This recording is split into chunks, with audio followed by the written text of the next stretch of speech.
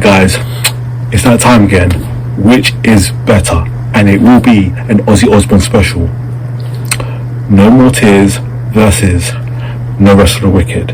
And before I continue, I'm going to leave links in the description down below to check out songs by Orange Goblin, as well as links to check out my Instagram and Twitter page, where you get to see what my band merch looks like and what songs I'm listening to on a daily basis.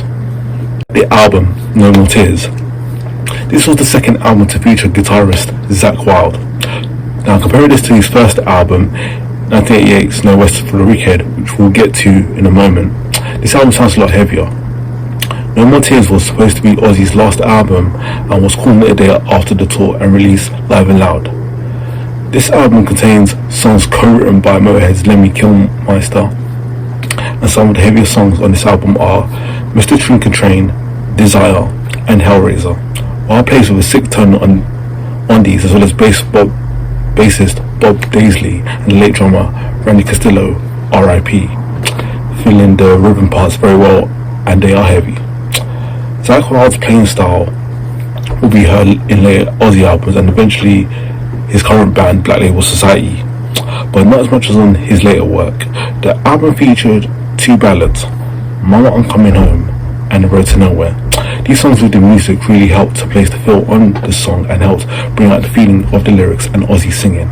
This is an Ozzy album, so the lyrics and vocals are the same as the rest. Amazing. In my honest opinion, whether it's with Sabbath or by himself, this man cannot create a bad song.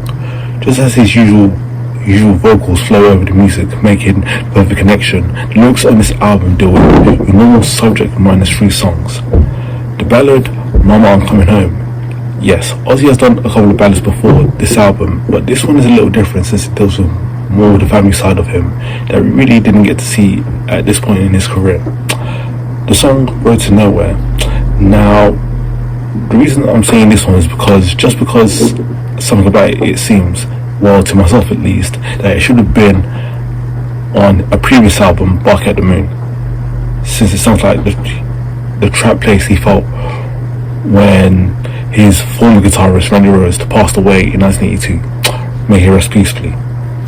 To me, this album is up there with Blizzard of Oz and Diary of a Madman, and even Bark at the Moon, and the Black Sabbath albums, and even the Black Sabbath single Paranoid. This album has the power and energy Ozzy and the band had that was so incredible, and I'm happy that I got a chance to listen to this album. I'll say what I love and hate about this album, because there's just so many things to love about it and it's hard to find something to hate about. Switching gears, we're going to look at No Rest for the Wicked. Now, this album is an example of Ozzy's greatness. This album features one of the greatest guitarists of all time, Zakk Wylde, and suddenly they put on a masterpiece. Coincidence? I think not. The songwriting on Ozzy's earlier albums has been decent, but somehow it has always felt a bit held back. On this album, all the energy that was held back is unleashed, creating a raging heavy metal monster with faster and heavier and better than Ozzy has ever done and will ever do. What makes this level so incredibly great, of course, is the guitar wizardry of Zakk Wylde. His riffs are even single note based, but very varied. You never know what's coming next, and the trademark squeal of his totally menacing. It tests through every song with an awesome fast paced riff work. Even the song Tattoo Dancer is totally speed metal, and blast out the mind-blowing guitar solos because it's everywhere. His style is just so recognizable, catchy, and works totally well with the rest of the stuff on this album.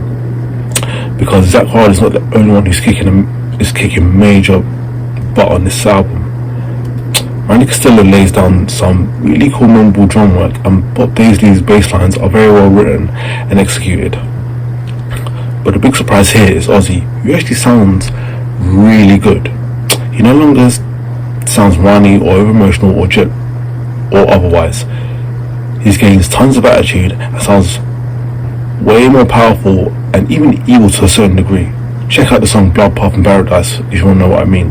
The lyrics are also way cooler than before and dealing with darker yet less serious and personal themes, which gives it a more inspired and imaginative feeling overall. This album is probably where it came together for Ozzy and the boys. The songwriting is top notch and the vocals finally work and Zakk Wylde is involved. Under these circumstances, the band pour out a 9-track album with great songs, and come to think of it, some of the top Ozzy songs can be found on this album. The song Miracle Man gets things started with that immortal opening riff and Ozzy's classic evil laughter, and from there on you have to be taken on by one incredibly catchy ride of true heavy metal. The Devil's Daughter is somewhat slower and more melodic, with that sinister, dark yet upbeat feeling that many Ozzy songs contain, here perfected. Crazy Babies is just catchily insane, with that intense sense of groove to the guitars. Tattoo Dancer is probably the fastest Ozzy song ever, and up there with one of the best.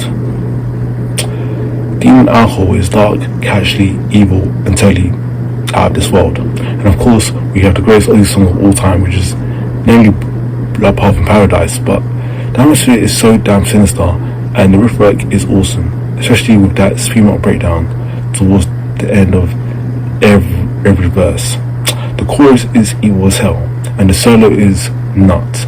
If Ozzy ever made a masterpiece, this could be it. It has to be the end-all, be-all album of Ozzy. He totally unleashes the power and energy that he possesses and turns it into a furious hypnotic blast. You definitely need to hear this album. So let me know in the comments down below what you thought was the better album. Other than that, thanks for watching, and I'll see you next time.